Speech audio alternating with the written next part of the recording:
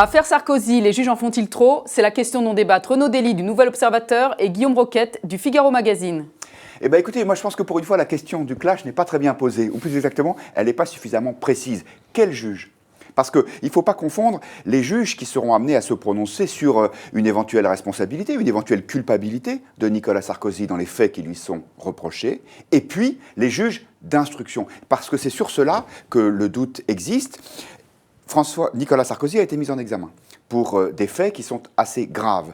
On voit bien que la machine s'est mise en route. La machine médiatique, la machine politique, tout le monde se demande aujourd'hui si tout cela est susceptible de l'empêcher de revenir en 2017. Et on voit là, il y a des juges qui font leur travail, en tout cas factuellement, mais avec des conséquences qui sont absolument considérables en termes politiques. Ça, c'est la première remarque que je voudrais faire. La deuxième remarque, c'est qu'on voit que depuis 2012, il y a des affaires successives qui s'enchaînent de façon ininterrompue autour de Nicolas Sarkozy. Jusqu'à présent, elles n'ont jamais abouti. Peut-être que celle-ci aboutira, ça n'est pas à moi de me décider là-dessus. Ce que je vois simplement, c'est que les affaires s'enchaînent, les échéances politiques se rapprochent et la confusion entre l'agenda judiciaire et les échéances politiques apparaît de plus en plus flagrante. Je ne suis pas d'accord avec vous sur le fait d'abord que cette question, elle est précise, factuelle, est extrêmement bien posée. Pourquoi ? C'est exactement le reproche qui est fait par une partie des supporters de Nicolas Sarkozy, des derniers supporters d'ailleurs, ils sont de moins en moins nombreux, il faut le reconnaître, y compris dans son propre camp. Les juges en font-ils trop ? Ça veut dire quoi ? Est-ce que justement leurs décisions, leurs procédures, la mise en examen de Nicolas Sarkozy serait susceptible d'avoir des répercussions politiques ? Ce que vous venez d'expliquer à l'instant sur le cours de la future présidentielle. Sauf que les juges, quels qu'ils soient, les magistrats, quels qu'ils soient, n'ont pas à se poser ce genre de questions dès lors qu'ils ont ouvert une instruction et qu'il y a ensuite des mises en examen et que la justice suit son cours. Les conséquences politiques électorales, a fortiori sur la recomposition de la droite, heureusement que les magistrats, quels qu'ils soient, ne s'en préoccupent pas. Quant au deuxième fait, le fait que des affaires, effectivement, se bousculent, se succèdent, s'additionnent depuis 2012. C'est vrai, ça tient à quoi ? Ça tient d'abord au fait que le statut pénal du chef de l'État, et en l'occurrence Nicolas Sarkozy n'en était pas responsable, c'est une décision préalable et plus ancienne, fait que pendant son mandat, le président de la République est totalement à un statut d'immunité qui confine à l'impunité. Malheureusement, François Hollande, parce que si l'opposition s'y opposait, qu'il n'y a pas de majorité des 3/5, ne peut pas le remettre en cause aujourd'hui, le réformer comme il l'avait promis. Donc c'est simplement pour ça que ces affaires se succèdent. Mais vous l'avez rappelé, jusqu'à présent, aucune n'a abouti, n'est allée loin jusqu'à plomber Nicolas Sarkozy, puisqu'il a obtenu un non-lieu dans l'affaire Bettencourt. C'est bien la preuve que la justice fonctionne. Elle fonctionne. Nicolas Sarkozy est mis en examen. Il est présumé innocent, toujours.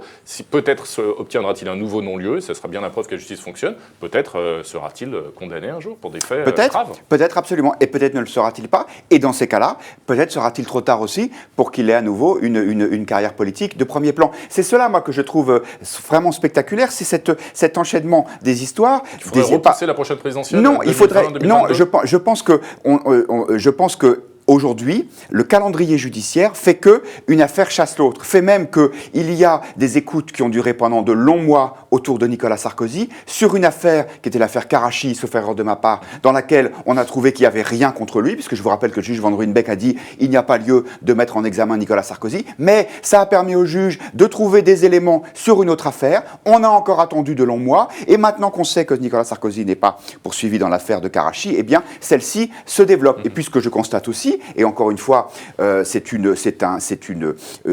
factuel, c'est qu'il y a entre un certain nombre de juges d'instruction et Nicolas Sarkozy, un contentieux qui est fort. On peut rappeler quand même que parmi les juges d'instruction de cette affaire, il y a une membre du syndicat de la magistrature. Je vous rappelle que le syndicat de la magistrature avait placardé sur les murs de ses locaux un certain nombre de portraits, ça s'appelait le mur des cons, et qu'en bonne place, il y avait Nicolas Sarkozy. Donc encore une fois, bien sûr que cette affaire est complexe, parce qu'il n'est pas question de dire au juge, vous n'avez pas le droit de vous occuper d'un responsable politique parce que vous allez nuire à sa carrière. Simplement, ce que je constate, c'est que tout cela s'organise d'une façon qui est relativement troublante, et en tout cas qui fait qu'il y a une vraie ce choc entre le temps judiciaire et le temps politique. À mon avis, ce n'est pas sain pour la démocratie. D'abord, les magistrats, comme n'importe quel fonctionnaire, ont le droit de se syndiquer. La liberté syndicale, elle existe dans ce pays. Voilà, sauf que c'est curieux, ce sont toujours un peu les mêmes qui sont en pointe sur ce sujet-là. En tout cas, toujours le même syndicat. En l'occurrence, cette histoire du mur des cons est effectivement lamentable, elle a été condamnée à ce moment-là, mais je ne vois pas en quoi elle pèse sur la posture actuelle. Tous les magistrats ont le droit de se syndiquer, comme tous les policiers. Par exemple, il y a des syndicats de policiers qui sont marqués politiquement.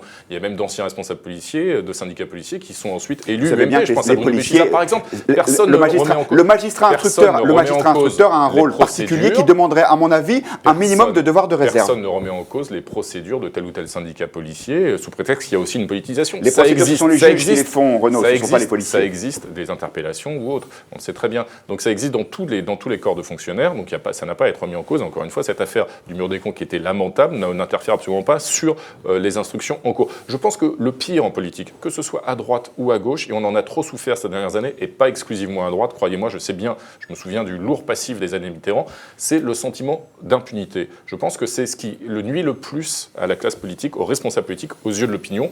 Je pense qu'on est peu ou prou en train d'en sortir, qu'il y a eu l'affaire Cahuzac et elle suit son cours et que Jérôme Cahuzac aura à répondre devant la justice des actes qu'il a commis.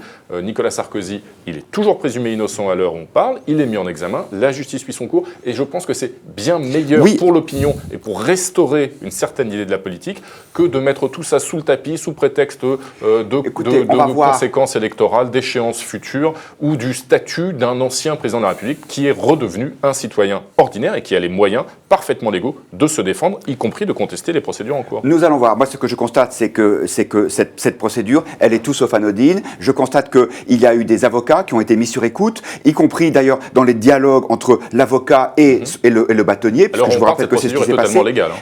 Cette Alors on parle, elle est totalement légale. Elle est totalement légale. Je vous dis simplement qu'il y a des éléments qui sont relativement troublant parce que dans cette affaire, encore une fois, il y a un certain nombre d'éléments qui sont inédits, et notamment la poursuite vis-à-vis de l'avocat. Je vous rappelle que l'avocat de Nicolas Sarkozy a été mis en examen en même temps que lui, et puis il y a des faits qui sonnent de façon extrêmement grave, comme ce mot de corruption. Jusqu'alors, le juge qui était concerné, vous savez, ce juge de la Cour de cassation, c'était pour une nomination qui finalement n'avait pas lieu parce que la personne avait déjà été nommée, pardon. Moi, ce que j'attends, c'est de savoir dans 6 mois, dans 8 mois, dans 1 an, dans 2 ans, et on ne sait pas quand, l'issue de cette histoire. Et si jamais on s'aperçoit que Nicolas Sarkozy était innocent, eh bien, il sera trop tard parce que les dégâts politiques auront été irrémédiables. Laissons travailler la justice, et j'ai l'impression que c'est aussi le souhait majoritaire d'ailleurs des responsables de l'UMP aujourd'hui.